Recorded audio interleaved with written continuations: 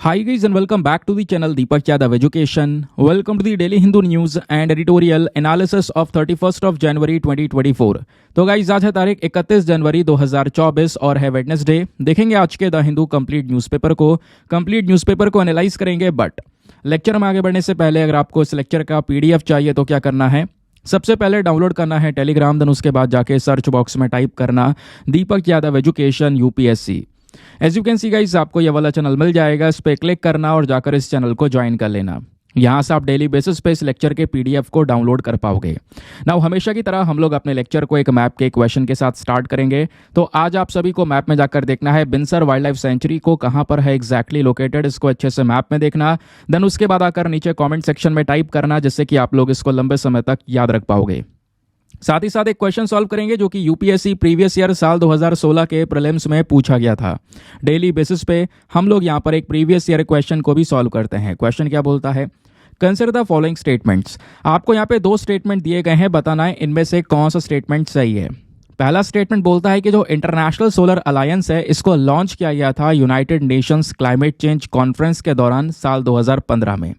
Second statement बोलता है कि जो ये अलायंस है इसके अंदर में यूनाइटेड नेशन के सभी मेंबर्स को इंक्लूड किया हुआ है।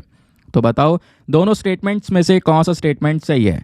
Option number A 1 only, B 2 only, C दोनों सही है या डी दोनों के दोनों गलत हैं। तो इसका सही आंसर सभी को नीचे कमेंट सेक्शन में देना है। एटलीस्ट सभी को इसमें पार्टिसिपेट करना है, जैसे मैं आप लोगों से डेली बेसिस पे बोलता हूं। बाय द वे इसका जो करेक्ट आंसर है वो मैंने आपको टेलीग्राम पर प्रोवाइड करवा दिया है, वहां से भी आप इसको चेकआउट कर सकते हो। और अगर वहां पर आंसर नहीं मिलता है तो भी कोई परेशान होने की जरूरत नहीं है, क्योंकि वीडियो के लास्ट में इसके करेक्ट आंसर का डिस्कशन हम लोग करेंगे। तो चलो शुभ आरंभ करते हैं और चलते हैं सबसे पहले थंबनेल वाले इंपॉर्टेंट आर्टिकल की तरफ। तो दोस्तों आप लोगों ने देखा होगा कल बहुत सारे न्यूज़ आर्टिकल्स आपको ये पढ़ने को मिले होंगे, हर एक जगह पर इसकी चर्चा हो रही है। क्या वाकई में सिटीजनशिप अमेंडमेंट एक्ट आने वाले 7 दिनों के अंदर लागू होने वाला है? आखिरकार पूरा मुद्दा क्या है, जरा उसको समझने की कोशिश करते हैं। तो हाल ही में होता क्या है, वेस्ट बंगाल के अंदर में एक डिस्ट्रिक्ट में एक बड़ी पब्लिक गैदरिंग को एड्रेस कर रहे थे एक यूनियन मिनिस्टर, ठीक है, वो केंद्रीय मंत्री जिनका नाम है शांतनु ठाकुर। तो उस पब्लिक गैदरिंग को एड्रेस करते करते यहां पर इन्होंने स्टेटमेंट दिया कि सिटीजनशिप अमेंडमेंट एक्ट ये आने वाले 7 दिनों के अंदर लागू होने वाला है, जिस वजह से दोस्तों इसको लेकर बहुत सारे न्यूज़ डिस्कशंस यहां पर होने लगे। जरा पहले हम लोग बात करते हैं कि आखिरकार यह CAA है क्या, ठीक है, बेसिक चीज़ों को जानेंगे। वैसे 2019 में दोस्तों ये कानून लेकर आया गया, तो आपको पता होगा, जिसके बाद पूरे देश भर में काफ़ी बड़े बड़े प्रोटेस्ट हुए। शाहीन बाग प्रोटेस्ट का नाम आप लोगों ने सुना होगा, कई लोगों की जान भी गई थी उन प्रोटेस्ट के दौरान। आखिरकार क्या है ये CAA, जिसको लेकर पूरा का पूरा यहाँ पर हमारे देश में लोग बट जाते हैं। एक तरफ यहाँ पे सपोर्टर CAA के, दूसरी तरफ यहाँ पर CAA के अगेंस्ट में लोग खड़े हुए हैं। तो पहले हम लोग समझते हैं ये है क्या। तो दोस्तों जैसे इंडिया के आसपास के पड़ोसी देश हैं, जैसे पाकिस्तान की बात कर लेते हैं, बांग्लादेश की बात कर लेते हैं या अफगानिस्तान की बात कर लेते हैं, ये तीनों हमारे पड़ोसी देश हैं, ठीक है। अब फॉर एग्जांपल इंडिया पाकिस्तान की जब बात करते हैं तो 1947 में जब देश का बंटवारा हुआ था, पाकिस्तान अलग हुआ, भारत अलग हुआ। और ये अलग किस बेसिस पर हुआ था? रिलीजन के बेसिस पर, धर्म के आधार पर। सभी को पता है ज़्यादातर मुस्लिम्स कम्युनिटी के लोग हैं वो यहाँ पर पाकिस्तान चले गए। और उस समय पर जब देश का बंटवारा हुआ था तो ज़्यादातर मुस्लिम्स कम्युनिटी पाकिस्तान में तो थी, लेकिन 20% के आसपास यहाँ पर वहाँ पे माइनॉरिटी कम्युनिटीज़ भी थी। माइनॉरिटी कम्युनिटीज़ यानी जिसमें हमारे हिंदूज़ हो गए, सिख हो गए, जैन हो गए, ये सारी कम्युनिटीज़ भी आपको उसमें देखने को मिलती हैं। तो ये बात थी बंटवारे के समय की। लेकिन आज 2024 के अंदर स्थिति को हम देखते हैं तो दोस्तों वो जो माइनॉरिटी कम्युनिटीज़ हैं उनके साथ में इतना अत्याचार हुआ है या प्रोसिक्यूशन हुआ है उन सभी का, जिसकी वजह से वो केवल और केवल 2% के आसपास वहाँ पे बचे हुए हैं। ये एग्जाम्पल मैंने आपको पाकिस्तान का दिया, वही सिनेरियो आपको बांग्लादेश में भी देखने को मिलता है।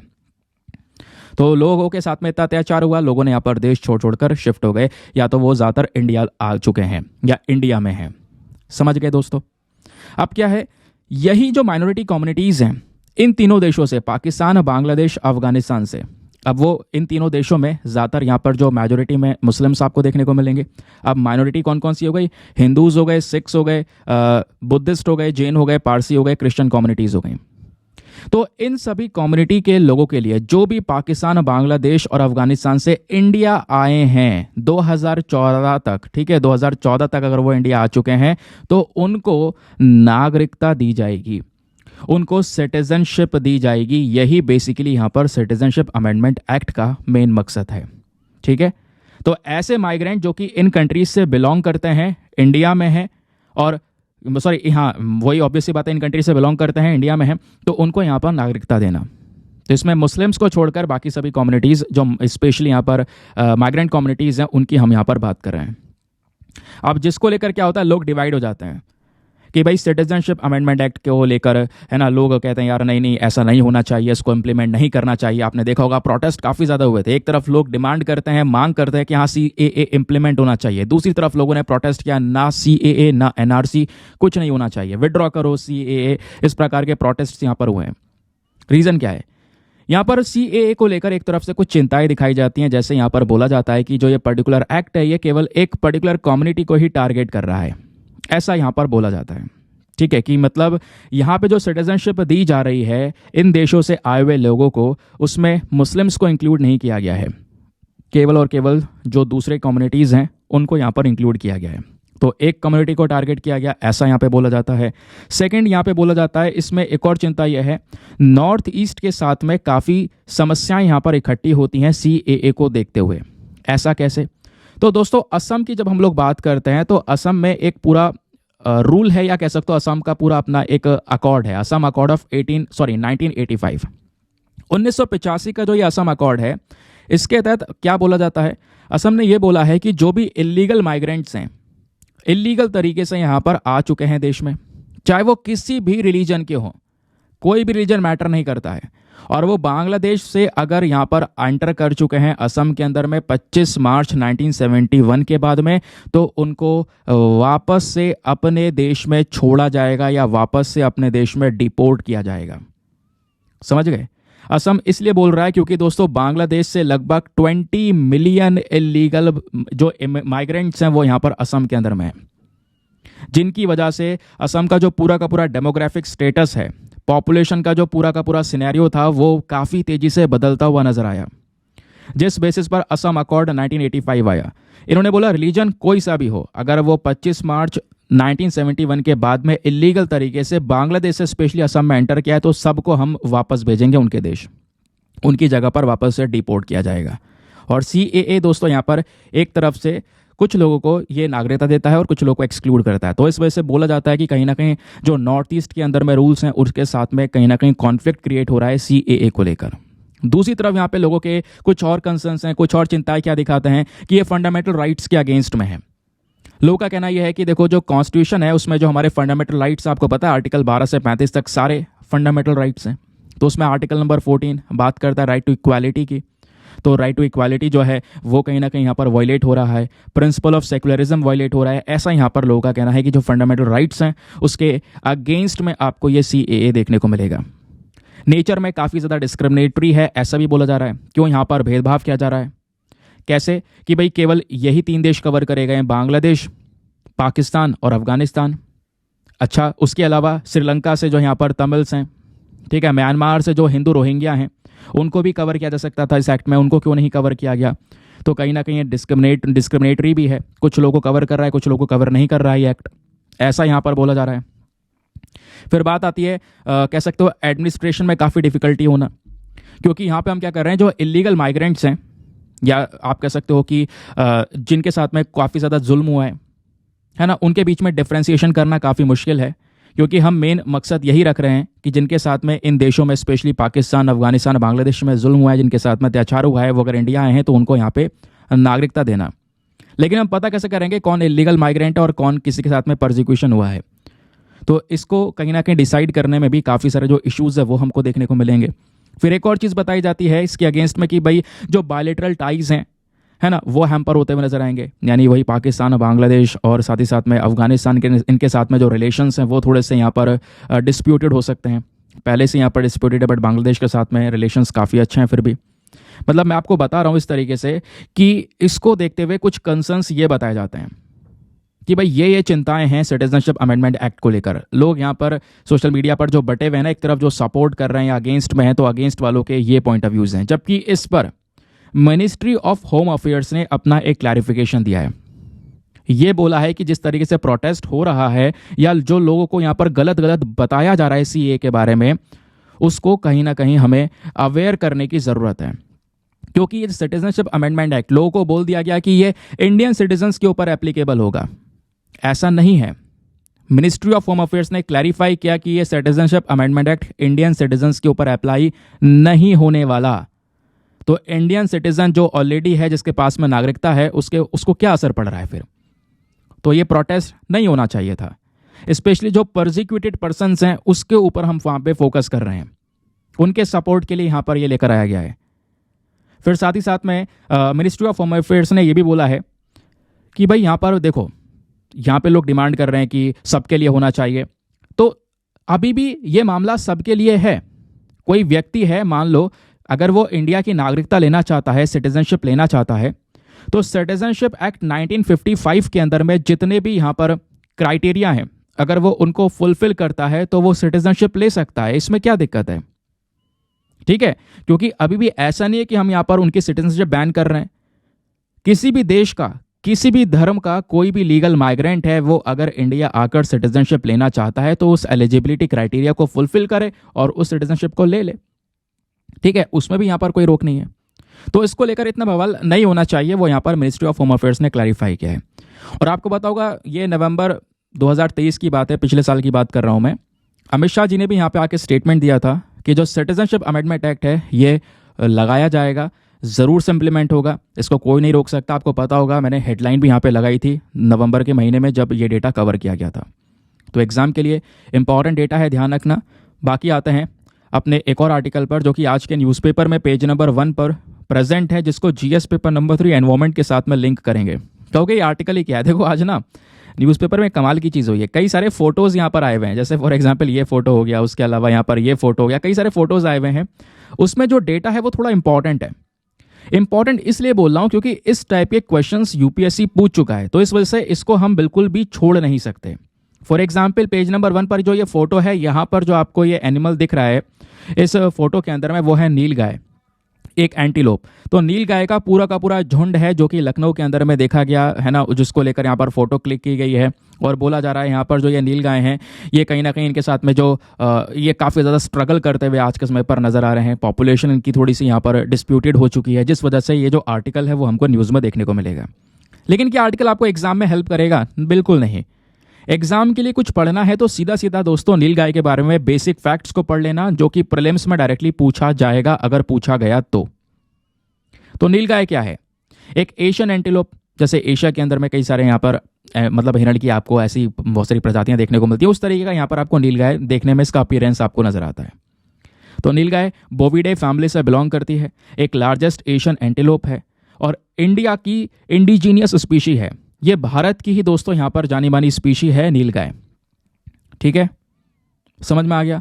नील गाय अगर हम लोग बात करेंगे तो ये जो नील गाय है ना, हिंदुस्तानी वर्ड में बात करेंगे यानी कि नीली गाय, ब्लू काउ, जो कि डिस्क्राइब करता है यहाँ पर blue grey of adult bulls को। ठीक है, ब्लू और ग्रे कलर की जो एडल्ट बुल्स हैं बेसिकली यहाँ पर, उन बैल को यहाँ पर डिफाइन करने का काम करता है नील गाय। जब नील गाय का पूरा अपीयरेंस देखोगे तो काफ़ी ज़्यादा हैवी यहाँ पर ये एनिमल आपको देखने को मिलेगा, जिसकी गर्दन काफ़ी ज़्यादा लंबी होती है। ठीक है, गर्दन लंबी होने के साथ साथ यहाँ पे जो लेग्स हैं वो बहुत ही ज़्यादा स्ट्रांग होते हैं। साथ ही साथ में मुंह जो है वो थोड़ा छोटा सा होता है, जैसा यहाँ पे आपको दिखाई पड़ रहा है। ठीक है, उसके अलावा इनका जो हैबिटेट है तो ज़्यादातर जो वुडन फॉरेस्ट है वहाँ पे इनको रहना पसंद है। घासें वगैरह जहाँ पे ज़्यादा प्रेजेंट है वहाँ पर इनको ज़्यादा रहना पसंद है। लेकिन पिछले कुछ समय में इनकी पॉपुलेशन को थोड़ा सा कहीं ना कहीं एक झटका लगा है, पॉपुलेशन कम हुई है। रीज़न क्या है? कई सारे खतरे यहाँ पर ये नीलगाय फेस कर रही हैं। जैसे जिस एरिया में ये पाई जाती हैं वहाँ पे लगातार डिस्ट्रक्शन होना है ना, वेजिटेशन का डिस्ट्रक्शन होना, पेड़ों की कटाई होना है ना, एनवायरनमेंट को बर्बाद करना, ह्यूमन का इंक्रोचमेंट लगातार यहाँ पे बढ़ता चले जा रहा है। तो इस चक्कर में भी कहीं ना कहीं ये जो इनका जो घर है बेसिकली वो उजड़ रहा है, जिस वजह से जो डिस्प्यूट्स हैं वो यहाँ पे ज़्यादा क्रिएट हो रहे हैं इन नीलगाय को लेकर। अब बात है कंजर्वेशन स्टेटस की। सबसे इंपॉर्टेंट पॉइंट, एग्जाम में यहाँ से भी अगर कुछ पूछा गया तो आपसे कंजर्वेशन स्टेटस ज़रूर से पूछा जाएगा। तो नील गाय को IUCN के रेड लिस्ट के अंदर में लीस्ट कंसर्न कैटेगरी में कवर किया गया है दोस्तों, ध्यान रखना। पॉपुलेशन खतरे में है लेकिन ज़्यादा कोई खतरे में नहीं है, तो लीस्ट कंसर्न कैटेगरी में रखा हुआ है। दूसरा, वाइल्ड लाइफ प्रोटेक्शन एक्ट 1972 में शेड्यूल 3 के अंदर में यहाँ पर इसको रखा हुआ है, एक लीगल प्रोटेक्शन दे रखी है। समझ गए? आगे आते हैं। अब देखो यूपीएससी ने आपसे क्वेश्चन में पूछ सकता है यहाँ से। फॉर एग्जाम्पल 2022 में एक सिंपल सा सवाल पूछा गया, which of the following is not a bird. यहाँ पे नीचे नाम दिए गए golden mahseer, Indian night jar, spoon bill, white ibis. तो बताओ इन चारों में से कौन सी एक बर्ड नहीं है।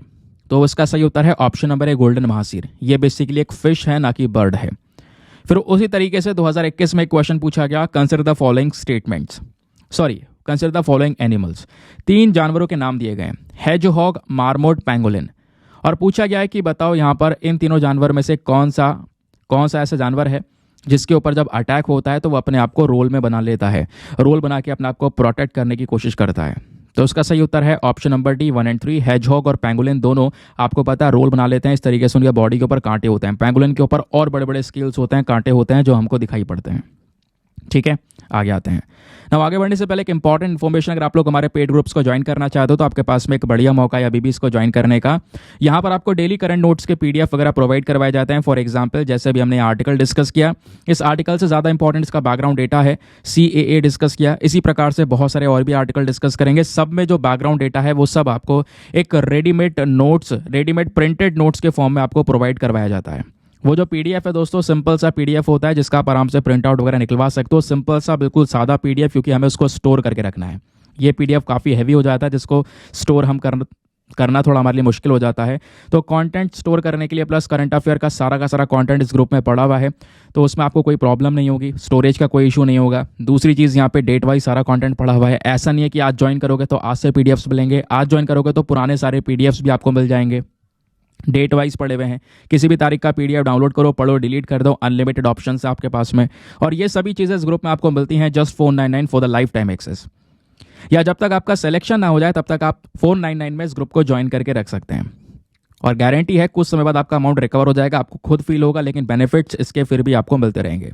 इस ग्रुप को ज्वाइन करने के लिए क्या करना होगा, व्हाट्सएप पर जाना। यहाँ पर आपको एक नंबर दिया गया है 8534873368। इस नंबर पर मैसेज कर देना कि हाँ I want to join this group. आपको वहाँ पे रिप्लाई मिलेगा, पेमेंट का प्रोसेस दिया जाएगा। और पेमेंट के प्रोसेस से ज़्यादा इंपॉर्टेंट आपको डेमो वीडियो का लिंक भी मिलेगा। पूरे डेमो वीडियो को चेक कर लेना कि आपको किस तरीके से बेनिफिट्स होंगे। अपने आप को पूरी तरह से सेटिस्फाई करने के बाद में जाकर वो अपना इन्वेस्टमेंट करना। ठीक है, बाकी दोस्तों यार मेक श्योर क्या करो, वीडियो पे जो लाइक का बटन है उसको प्रेस कर दिया करो। एक छोटा सा टारगेट है हमारा 5000 लाइक्स का, जिसको प्लीज़ आप लोग सपोर्ट कर सकते हैं। चलिए इस वाले आर्टिकल को थोड़ा रुक कर डिस्कस करेंगे। उससे पहले ये देखो, ये भी आज के न्यूज़पेपर में ही पेज नंबर 3 पर एक फ़ोटो प्रेजेंट है। और यहाँ से भी यूपीएससी काफ़ी इंटरेस्टिंग तरीके से क्वेश्चन पूछ चुका है। आगे मैं आपको बताऊंगा। इवन एसएससी के अंदर भी यहाँ पे सवाल बन चुका है, यहाँ से वो भी आपको दिखाऊंगा। तो प्रीलिम्स के लिए इंपॉर्टेंट है। ये जो फोटो आपको दिख रहा है, यहाँ पर जो ये महिलाएं आपको दिख रही हैं दोस्तों, ये सब ट्राइबल वेमेन है। ये ट्राइबल वेमेन क्या कर रही हैं, एक डांस फॉर्म को परफॉर्म कर रही हैं। और डांस वो कौन सा है, जिसका नाम है धिमसा। ठीक है, DHIMSA, ये यहाँ पर दिया गया है। धिमसा को परफॉर्म कर रहे हैं। ये ट्राइब्स कौन से, क्योंकि आपको पता है हर एक जनजातियों के अलग अलग नाम है, अलग अलग ग्रुप के नाम है। तो ये जो ट्राइब है इसका नाम है पोरजा ट्राइब। ठीक है, PORJA, ध्यान रखना, पोरजा ट्राइब। आंध्र प्रदेश से ही दोस्तों ये ट्राइब बिलोंग करती है। तो रिसेंटली न्यूज़ में बनी हुई है, तो एग्जाम के लिए काफ़ी इंपॉर्टेंट डेटा आपको मिलेगा। सबसे पहले हम इस ट्राइब के बारे में बात करेंगे, फिर मैं आपको धिमसा के बारे में बताऊंगा। तो जो पोरजा ट्राइब है, या इसको हम लोग कोंदा डोरा के नाम से भी जानते हैं, ये ट्राइब्स के जो लोग हैं ये ज़्यादातर असम, आंध्र प्रदेश और ओडिशा में देखने को मिलते हैं, और सबसे ज़्यादा आंध्र प्रदेश के अंदर में। ऐसे ट्राइब के जो लोग हैं द्रविडियन लैंग्वेज बोलते हैं, यानी कि द्रविडियन लैंग्वेज स्पेशली कोंदा डोरा जो भाषा है वो यहाँ पर बोली जाती है। जो ये नेम है यहाँ पर इनको दिया गया, ठीक है, क्योंकि यहाँ पर इनके जो डिसेंट है वो यहाँ पर ग्रेट कोंदा ट्राइब से हैं, तो इस चक्कर में इनको नाम दिया गया कोंदा डोरा या पोरजा ट्राइब। पोरजा बेसिकली नाम, ध्यान रखना, क्वेश्चन जो पूछे गए वो पोरजा को लेकर पूछे गए। पोरजा जो है एक बिल्कुल अच्छी तरीके से एस्टेब्लिश्ड 2 ग्रुप्स हैं। पोरजा के अंदर भी 2 ग्रुप्स आते हैं दोस्तों। एक आता है पेडा कोनाडालू और दूसरा आता है चिन्ना कोंडालू। 2 अलग अलग ग्रुप्स हैं पोरजा में, ध्यान रखना। पेडा कोंडालू जो है यहाँ पर ज़्यादातर अपना जो ट्रेडिशनल कल्चर है उसको यहाँ पर ये फॉलो करके चलते हैं, जबकि चिन्ना कोंडालू जो है ये ज़्यादातर तेलुगु से बहुत ज़्यादा इन्फ्लुएंस आपको नजर आएंगे। तो पोरजा ट्राइब का लोकेशन मतलब कहाँ कहाँ पे रहते हैं, specially Andhra Pradesh, then Assam, then Orissa, और यहाँ पर 2 ग्रुप्स हैं इनके, वो यहाँ पे याद रखना है। अब देखो यूपीएससी ने एक बार, सॉरी यूपी ऐसे ही कह रहा हूँ, एसएससी में 2020 में एक सवाल पूछा गया था कि धिमसा जो ट्राइब है, ये धिमसा ट्राइबल डांस फॉर्म जो है ये कौन से स्टेट से बिलोंग करता है? तो दोस्तों आंध्र प्रदेश से बिलोंग करता है, पहली चीज़ ध्यान रखना। और धिमसा ट्राइबल डांस ज़्यादातर पोरजा ट्राइब जो है परफॉर्म करती हैं, ठीक है। पोरजाज जो है वो ज़्यादातर जो ट्राइबल एरियाज हैं आंध्र प्रदेश के, वहाँ पर रहती हैं, ठीक है। और धिमसा डांस ध्यान रखना विशाखापट्टनम का एक ऑफिशियल डांस भी है। ये डांस ओरिजिनेट हुआ है ओडिशा के कोरतपुर डिस्ट्रिक्ट के अंदर में। और ज़्यादातर ये डांस जो वेडिंग ओकेजन्स वगैरह होते हैं, शादी वगैरह के फंक्शंस होते हैं, तब परफॉर्म किया जाता है।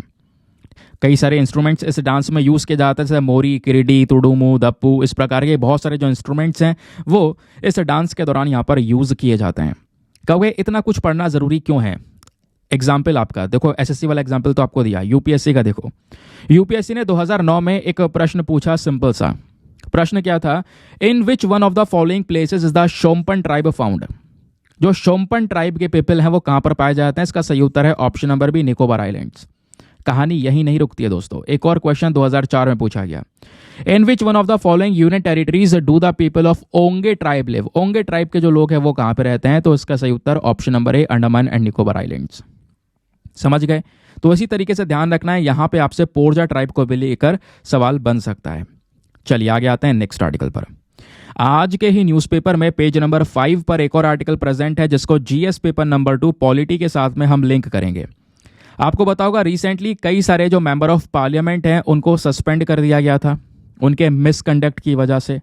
तो अभी जो सस्पेंडेड एमपीज थे वो हमारे 17वें लोकसभा का जो सेशन आज शुरू हो रहा है, जिसको लास्ट सेशन बोल रहे हैं क्योंकि उसके बाद इलेक्शन शुरू हो जाएंगे, तो अभी ये लास्ट सेशन है दोस्तों। तो इस लास्ट सेशन में ये सस्पेंडेड एमपीज वापस आने वाले हैं, जिस वजह से यहाँ पर ये पर्टिकुलर मामला न्यूज़ में है। तो 14 एमपीज आपको देखने को मिलेंगे, ऐसे 14 मेंबर ऑफ पार्लियामेंट हैं जिनको सस्पेंड किया गया था। नाउ अब वो रिटर्न होने वाले हैं, क्योंकि आपको पता होना चाहिए जो इंतरिम बजट है वो भी कल के दिन प्रेजेंट किया जाएगा 1 तारीख को, क्योंकि इस बार इलेक्शन है। तो इलेक्शन वाला साल में बजट की जगह इंतरिम बजट आता है। सब कुछ डिस्कस करूंगा, डोंट वरी, कल आपको मैं बहुत डिटेल से पढ़ाऊंगा इंतरिम बजट भी, तो बिल्कुल भी परेशान ना होएं, ठीक है। अब बात यहाँ पर यह है कि जो ये एमपीज हैं वो आज आने वाले हैं दूसरे सेशन में यहाँ पर, तो इस वजह से न्यूज़ में है पूरा का पूरा मामला।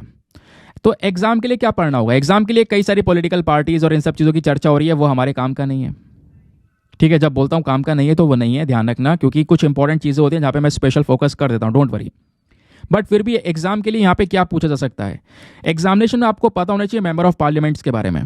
ये सस्पेंडेड एमपीज थे, तो मेंबर ऑफ पार्लियामेंट को कैसे सस्पेंड किया जाता है, हमारा कॉन्स्टिट्यूशन क्या बोलता है, क्यों सस्पेंड करते हैं, और वापस कैसे लेकर आया जाता है, इनका सस्पेंशन कैंसिल कैसे होता है, हर एक एस्पेक्ट जानना हमारे लिए बहुत ज़्यादा इंपॉर्टेंट है दोस्तों, ठीक है।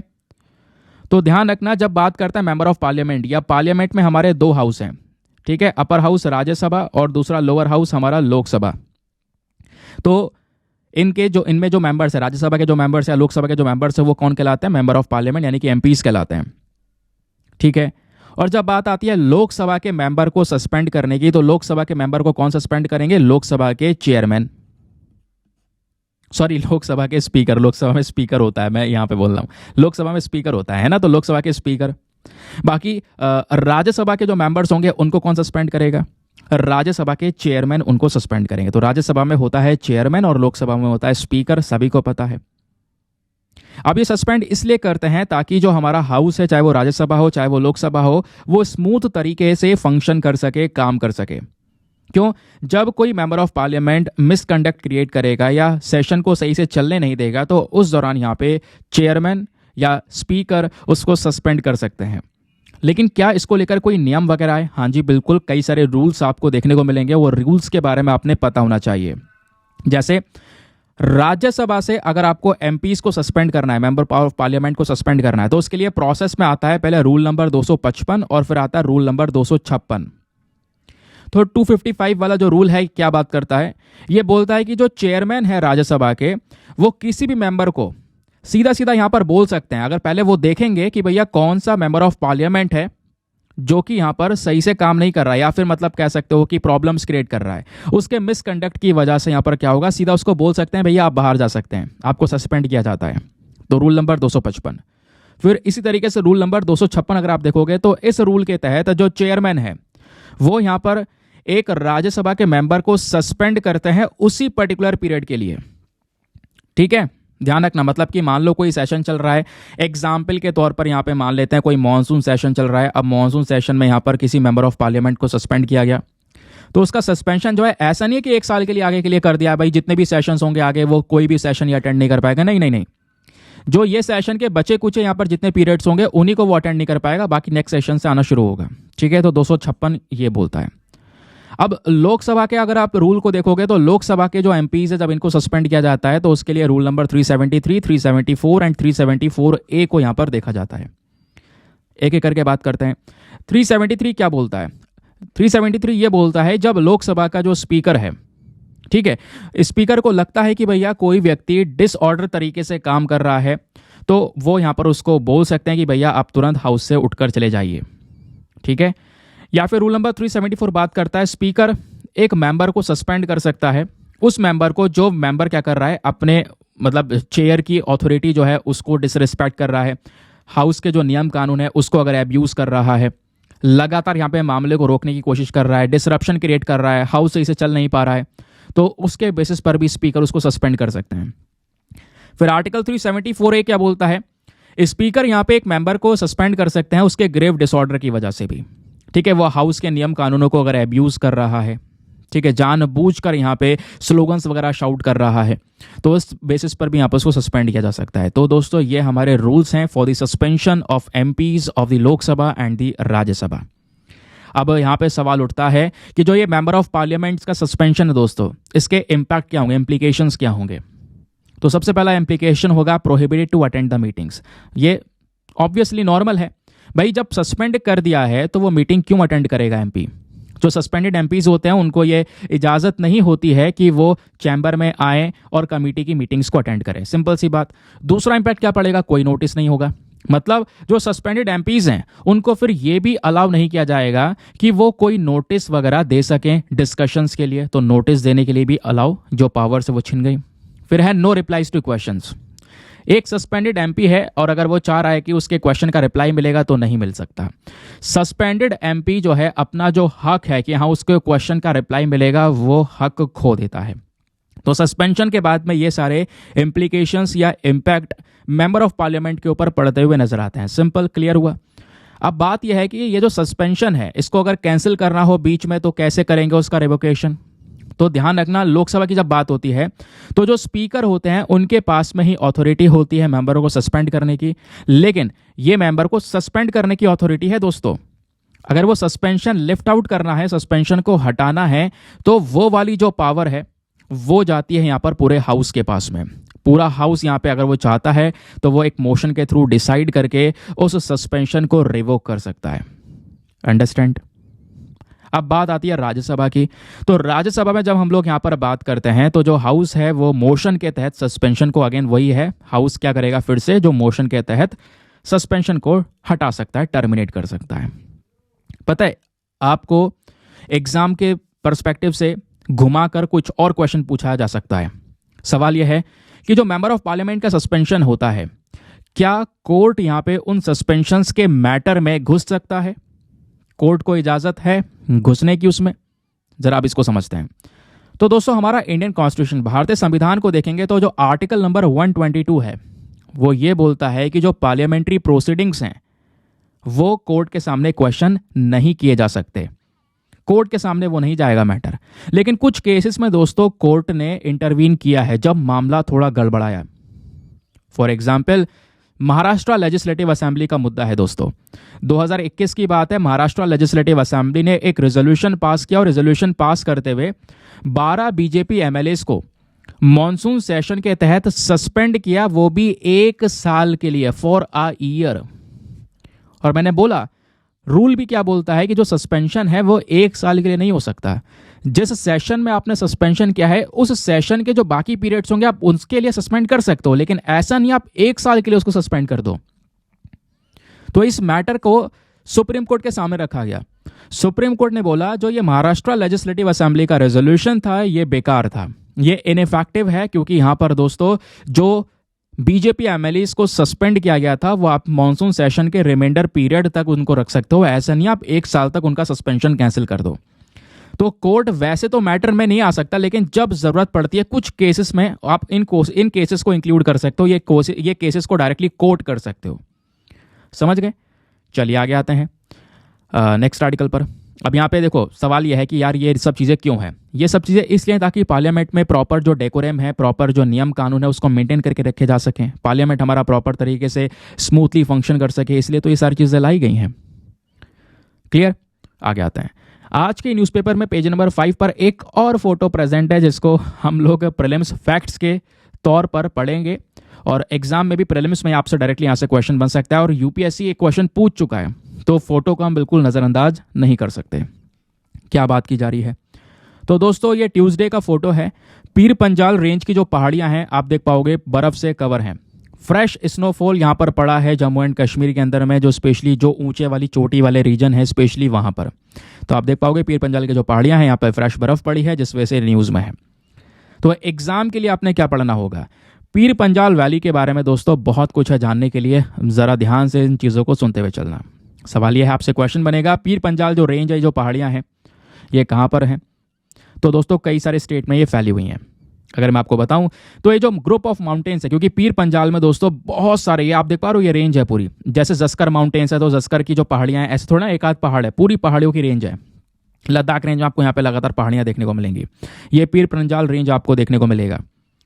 तो ये जो पीर पंजाल रेंज दोस्तों आपको यहाँ पर देखने को मिल रहा है, इसको आप देखोगे तो ये पूरी तरह से जो लेसर हिमालयन रीजन है वहाँ पर है। ठीक है, ईस्ट से साउथ ईस्ट की साइड में और वेस्ट से नॉर्थ वेस्ट की साइड में यहाँ पर ये फैला हुआ है, यानी इस तरीके से आप ये देख पा रहे होंगे। हमारा हिमाचल प्रदेश हो गया, जम्मू कश्मीर हो गया, पाकिस्तान एडमिनिस्ट्रेटिव कश्मीर यानी पाकिस्तान ऑक्यूपाइड कश्मीर की बात कर रहे हैं, उन सब रीजन से दोस्तों ये पहाड़ियाँ पीर पंजाल रेंज की गुजरती हैं। लेसर जो हिमालयाज हैं, हमारे लेसर हिमालयाज में पीर पंजाल सबसे बड़ा रेंज है अभी तक का। ठीक है, उसके अलावा दोस्तों यहाँ पे देख पाओगे तो बहुत कुछ और भी है, जैसे ये जो रीजन है ये हमारा वैली ऑफ कश्मीर के साथ में कनेक्टेड है, जो मुगल रोड है उसके माध्यम से कश्मीर घाटी के साथ में ये पीर पंजाल रेंज कनेक्टेड है, ये रीजन कनेक्टेड है। उसके अलावा पीर पंजाल जो माउंटेन की पहाड़ियाँ हैं, यहाँ पर कुछ इंपॉर्टेंट पीक्स हैं, 2 इंपॉर्टेंट चोटियाँ ध्यान रखना, एक है दियो टिब्बा चोटी और दूसरी है यहाँ पर इंद्रसन। ठीक है, 2 इंपॉर्टेंट पीक्स हैं, और जो गुलमार्ग का हिल स्टेशन है कश्मीर के अंदर वो भी इसी रेंज में आता है।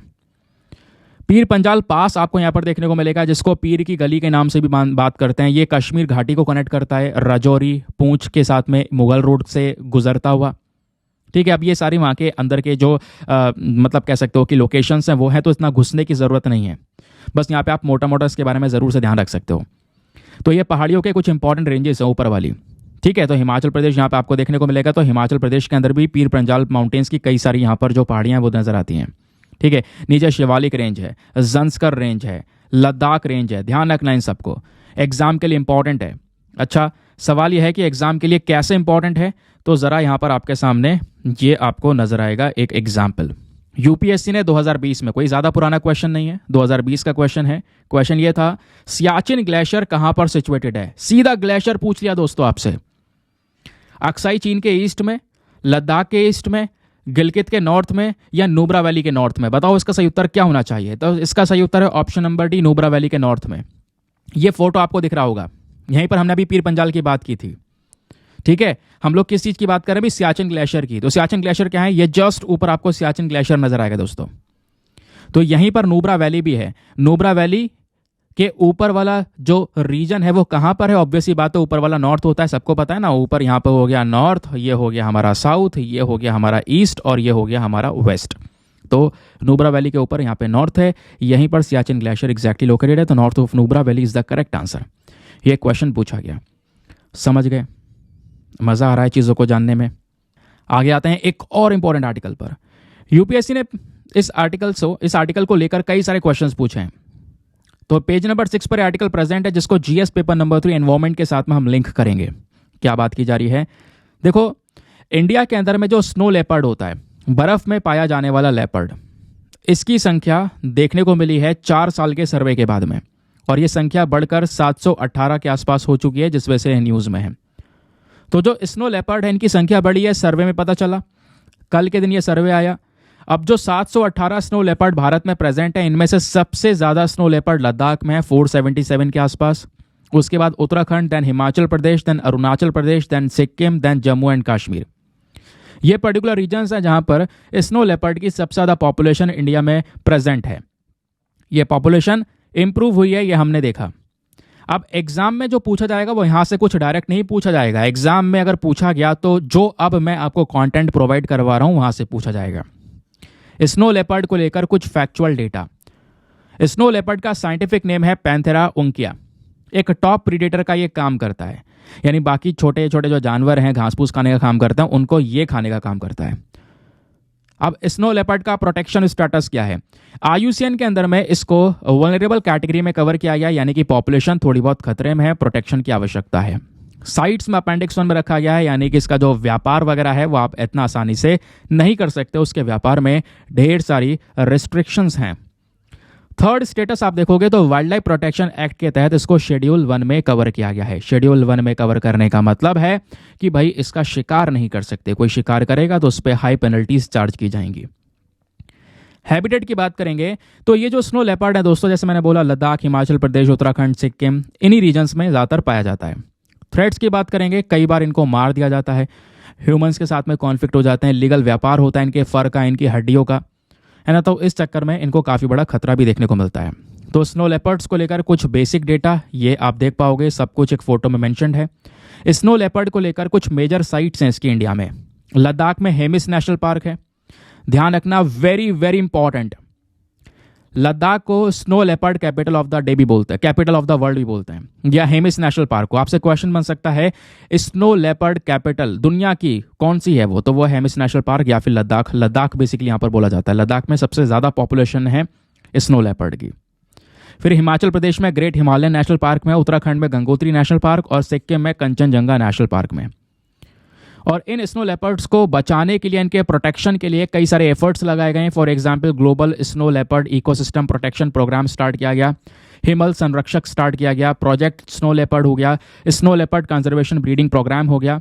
रिसेंटली आपको पता होगा पद्मजा नायडू हिमालयन जूलॉजिकल पार्क चर्चा में था, वेस्ट बंगाल के अंदर में है ये। यहाँ पर पहली बार स्नो लेपर्ड की ब्रीडिंग करवाई गई है, ठीक है। स्नो लेपर्ड की पॉपुलेशन यहाँ पर इंप्रूव हुई है। तो ये कुछ बेसिक चीज़ें आपको ध्यान रखनी है। आगे आते हैं एक और इम्पॉर्टेंट आर्टिकल पर, जो कि हमारे न्यूज़पेपर में पेज नंबर 6 पर प्रेजेंट है, जिसको GS पेपर नंबर 1 हिस्ट्री के साथ में लिंक हम लोग करने वाले हैं। क्या बात है? तो भारत ने 12 अलग अलग जो किले हैं, 12 जो फोर्ट हैं जो कि मराठास के हैं, उन मराठास के 12 फोर्ट्स को यूनेस्को वर्ल्ड हेरिटेज लिस्ट के लिए नॉमिनेट कर दिया है इंडिया ने। अब ये इसको चेक करेंगे और हो सकता है आने वाले समय पर वर्ल्ड हेरिटेज साइट का यहाँ पर इसको टैग दे दिया जाए या वर्ल्ड हेरिटेज की लिस्ट में इन 12 फोर्ट्स को रखा जाए।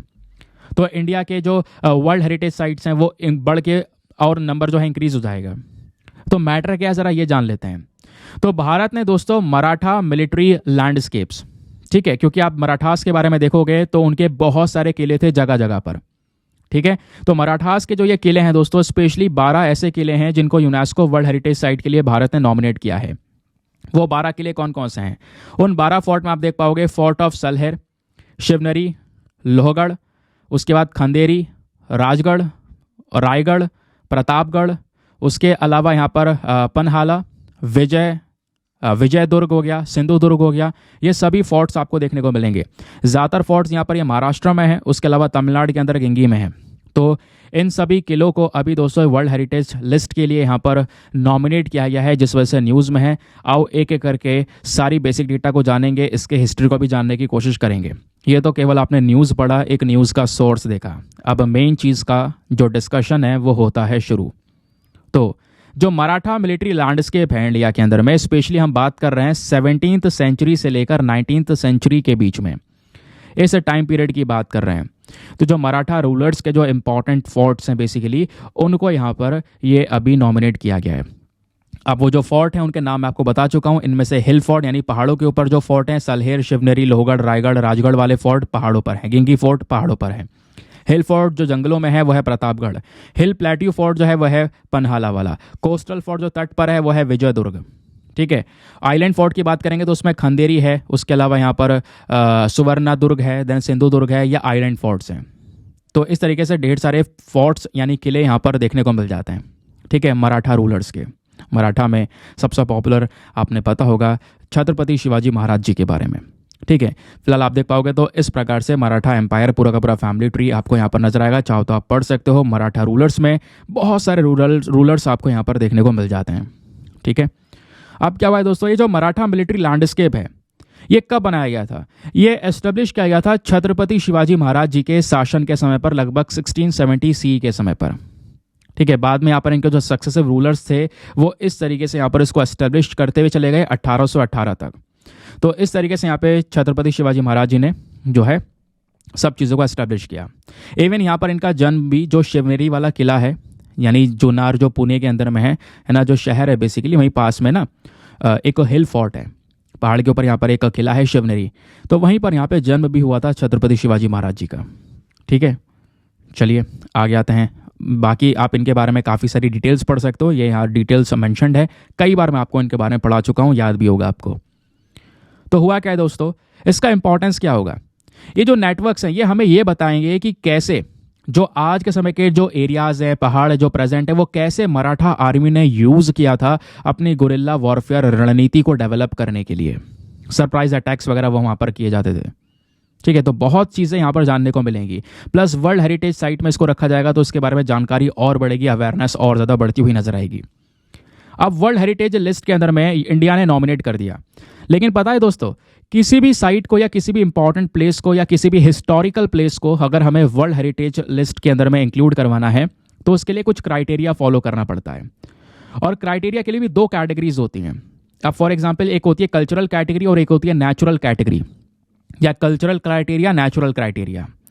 अब फॉर एग्जांपल जैसे ये हम लोग बात कर रहे हैं मराठा फोर्ट की, तो मराठा फोर्ट कौन से वाले कैटेगरी में आएगा? कल्चरल कैटेगरी में आएगा। ये हमारे हिस्टोरिकल प्लेसेस हैं, कल्चर से रिलेटेड है। अब नेचुरल क्राइटेरिया अलग होता है।